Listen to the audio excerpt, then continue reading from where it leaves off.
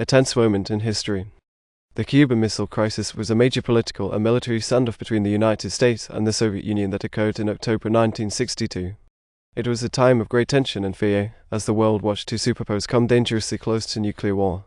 In this video, we will explore the events leading up to the crisis, the actions taken by both sides, and the resolution that ultimately prevented a catastrophic outcome. The roots of the crisis can be traced back to the Cold War, a period of intense rivalry and hostility between the United States and the Soviet Union that lasted from the end of World War II until the early 1990s. During this time, both sides engaged in a series of proxy wars, espionage, and arms races, all while trying to spread their respective ideologies around the world. In the early 1960s, tensions between the two superpowers were at an all-time high. The United States had recently failed in its attempt to invade Cuba and overthrow the communist government of Fidel Castro, while the Soviet Union was seeking to expand its influence in the Western Hemisphere. It was against this backdrop that the crisis began to unfold. In the next segment, we will examine the events that led to the discovery of Soviet missiles in Cuba and the initial response from the United States. In early October 1962, American humanist-2 spy planes discovered that the Soviet Union was secretly installing nuclear missiles in Cuba. This discovery was a major shock to the United States, as it meant that the Soviet Union was now capable of launching a nuclear attack on American soil with very little warning. President John F. Kennedy was immediately briefed on the situation and convened a group of advisors known as the Executive Committee of the National Security Council (EXCOM) to discuss the best course of action. The EXCOM considered a range of options, including a military strike on the missile sites, a naval blockade of Cuba, and diplomatic negotiations with the Soviet Union.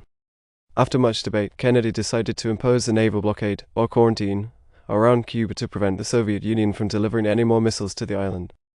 He also demanded that the Soviet Union remove the missiles already in place and dismantle the missile sites. The Soviet Union responded by denouncing the blockade as an act of aggression and insisting that the missiles were defensive in nature and posed no threat to the United States.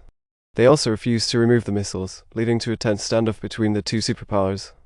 In the next segment, we will explore the heightening tensions and brinkmanship that characterized the next few days of the crisis. As the naval blockade went into effect, tensions between the United States and the Soviet Union continued to escalate.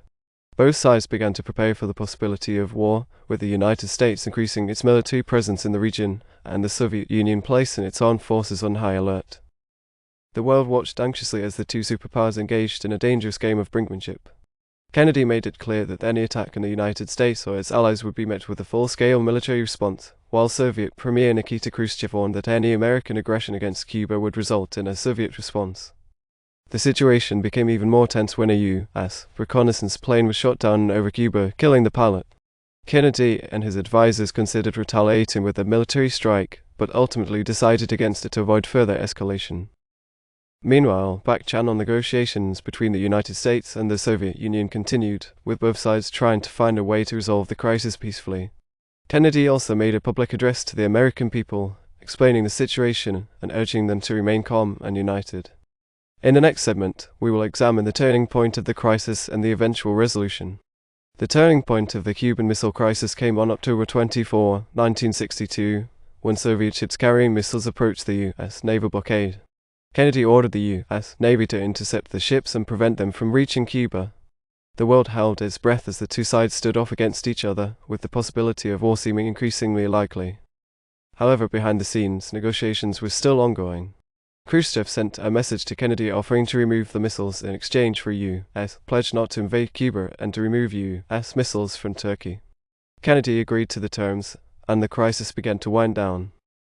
Over the next few days, the Soviet Union removed the missiles from Cuba, and the United States lifted the naval blockade.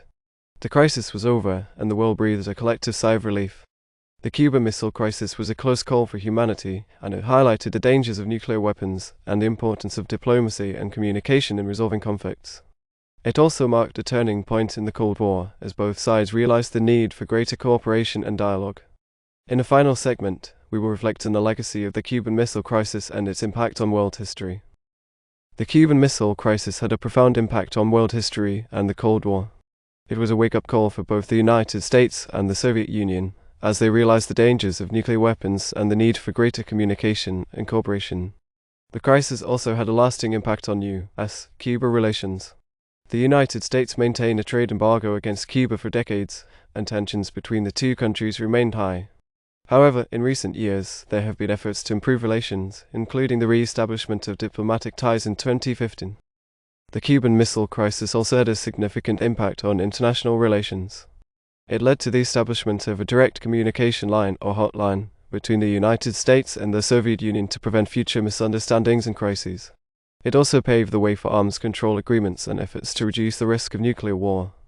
Overall, the Cuban Missile Crisis was a tense and dangerous moment in history, but it also served as a reminder of the importance of diplomacy, communication, and cooperation in resolving conflicts. It remains a powerful example of the need for leaders to act with caution and restraint in times of crisis.